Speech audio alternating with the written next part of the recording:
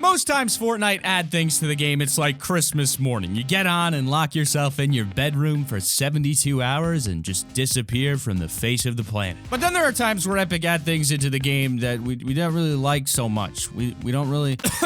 Fred. Hey, what gives? Season 8 has brought forth a ton of changes, and there's a pretty massive amount of controversy going around in both the regular and competitive scenes of Fortnite. So much, in fact, that we feel the need to make this video to bring attention to the subject and let Epic Games know. And we don't want to just complain, so we will also be doing a follow-up video to this on 10 Fortnite updates that'll make the game amazing to also try and steer Epic in the right direction, so we're not just complaining. But before we get into it, make sure to use code T5G in the item shop whenever you purchase cosmetics to help support us, and join the Discord, the link is in the description, to become a part of the top 5 gaming community today. Number 5 is the baller in Fortnite competitive. So Fortnite's definitely known for having some very crazy and unique items in its game. I mean, come on. Our first vehicle was a shopping cart. Bringing it back to more recent times, though, our latest vehicle introduced in Season 8, the baller, has definitely been making a few people question if it's a bit too powerful or effective, especially in those later circles. It has a 300 damage bubble that gives you a massive shield for starters, while also being able to swing around and use boost to get incredible speeds in pretty much all locations around the map. Like many Fortnite fans, I appreciate their wacky inventions and crazy weapons that spice up the game. However, sometimes a new thing will come out that's just a little bit too much. Take the Infinity Blade for one example. The baller is definitely a lot of fun, and seeing it nerfed will be a bit of a bummer, but it's what it needs to be balanced out. At the moment, you can essentially use the ballers to camp out those final circles as long as possible and move extremely fast while being agile all at the same time. This is especially true in tournaments due to just how safe a strategy it can be. Woo! Whoa! Easy rotate, baby. What the f? Woo! But to be honest, who can blame him? If this was in a $150,000+ prize pool tournament competing for money that can change your life, I'm fairly sure I'd be grabbing a baller myself. At least I won't have to take on any pros until near the end, but that's where the problem rises. If I could make it into a top 10 tournament simply by swinging around in a baller and then dying moments after trying to get out and fight, where's the skill? It's been a massive topic in the community as of recent. You'll see with a lot of competitive streamers, sure, they'll be laughing at the chaos, but they'll straight away admit that it isn't really a competitive environment when everyone's winging around in bulletproof hamster bubbles. You guys ever see G-Force? Yeah, me neither. Yeah, me neither, guys. Me neither. That's where Fortnite steps in. In the recent 8.2 update, Fortnite removed collision damage to players and stated that they would be releasing another nerf for the baller in the 8.3 update, saying that they've heard the feedback about the baller, especially in competitive, and will be making it so that the bullets will travel through the shell of the ball, allowing them to hit the player inside with nothing stopping it, except your aim, which that might get in the way though.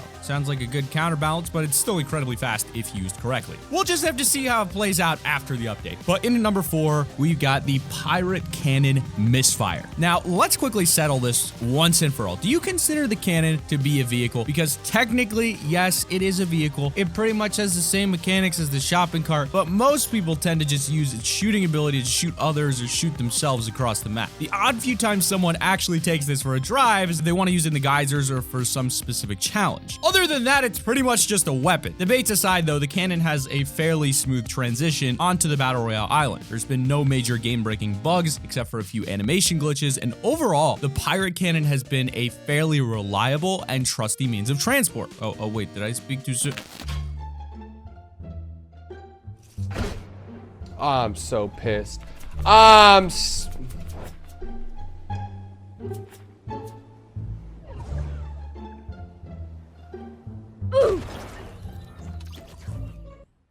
On the odd occasion, you can find it shooting you in a completely different direction to what you intended, and for some reason, it seems to constantly want to shoot you off the map. Now, this wouldn't be so bad near the center of the map, where you'll most likely land on the ground no matter which way you get shot. However, that's where things get a bit inconvenient. The fact is that most of the pirate cannons are found in areas near the edges of the map. There's only a few areas in the middle, so pretty much 80+% of the cannons at the moment should have a giant use-at-your-own-risk sticker stuck across its front. Like Tfue here, you could find yourself in the final 5 going for a clean kill battle and suddenly you'll be flying to your demise in the waters below. All that farming and all those build battles, all that effort just to watch in silence at the death you can do nothing about except for watch. Let's hope Epic get on this one pretty quick. Number 3 is the 500 cap on materials has now been reverted. So this one probably has the most mixed opinions when it comes to the subject of what the max materials should be. I personally am a build spammer, so you know what I'm voting for, but since Fortnite Battle Royale opened to the public, we've been able to carry 999 material for each type. As building was a new feature to such an intense battle environment, it was pretty good having the ability to carry so much material while you practiced and got good.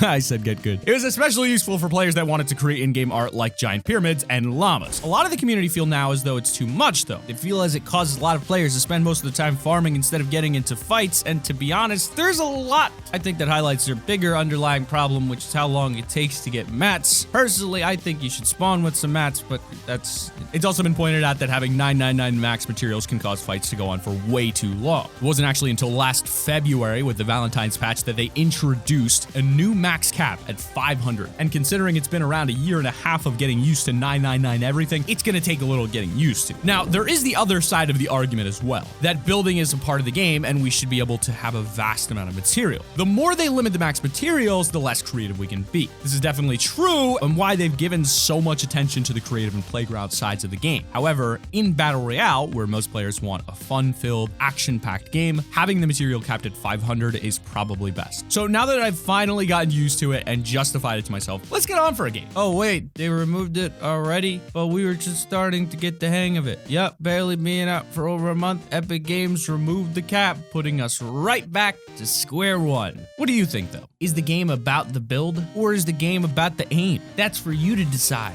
Number 2, 50 health or shield upon eliminations. Something that made having 500 material seem not as bad was the ability to also regain material and health from eliminations. Upon eliminating an enemy, you would have gotten 50 wood, 50 brick, and 50 metal, which in all honesty was really useful. I mean, it made farming a lot less important when you could get an easy 150 mats from killing a nearby opponent. Running low on material in the middle of a fight? No problem. Just rush one member of the enemy, and even if you don't have time to pick up his loot or even reach it, you've still got a reload of 50 material each to help you with the rest. It's one of those features that's really useful, and you just don't realize how amazing it was until they remove it. The extra 50 health was also a game changer. Every elimination wouldn't just give you materials, but an added 50 health. You already had max HP though, then it'll add to your shield. Taking on multiple opponents became a lot easier when you didn't have to wait around healing so much. You'd push one, get an extra 50, push another, get another 50. I think you get the point. If you played it smart, you could actually come out of a fight with more health than you went in. I think one of the cheekiest things was just sniping people from a distance when you were traveling across the map. Free mats, free heals without having to really do much. But once again, this has all been removed with the 8.2 patch. We understand that Fortnite are testing out different mechanics to see how the game goes, but it can start to feel like they're taking us for a ride sometimes. Honorable mention number 1 is the tier 100 skin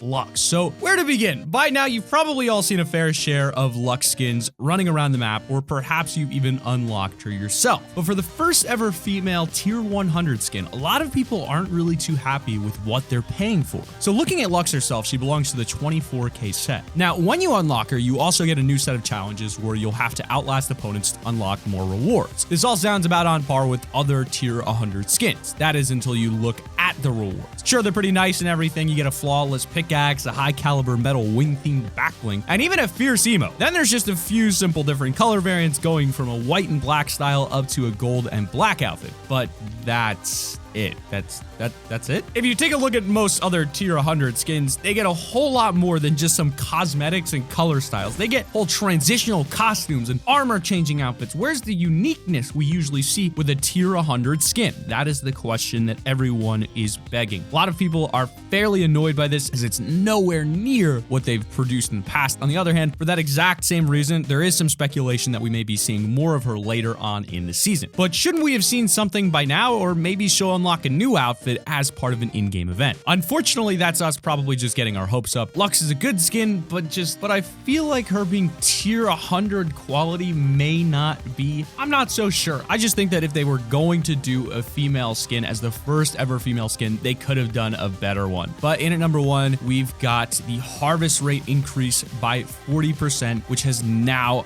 been reverted. Remember that dreaded 8.2 update that we've mentioned, maybe 50 times already? Yeah, well, it's back, and hopefully for the last time. The entire kerfuffle Fortnite had with the cap material and health siphon had a lot of mechanics in place to balance it all out. For a lot of people, it seemed to be a great addition to the game, but for some, including Epic Games themselves, they thought it was making the game style too aggressive. Part of this siphon system was the ability to get 40% extra material when harvesting. This way, it was really easy to max out. When you were capped at 500, you can keep on the move, hit a few trees and structures on the way without ever having to stop, and you'd fill up your material in no time. Before, you might have gotten 40 or 50 mats from a decent tree. During the siphon update, that extra harvesting boost could give you a good 60, 70 plus. But now that the material cap and the harvesting boost have been removed, it feels like it takes forever to get a decent amount of material. A lot of people have said that Epic Games gave the community essentially everything they'd been asking for, and barely a month later, they take it away. It's going to be pretty interesting to see how they fix this situation and turn it around. But that has been our list of the top 5 worst Season 8 changes that we don't like, and we think you don't like either.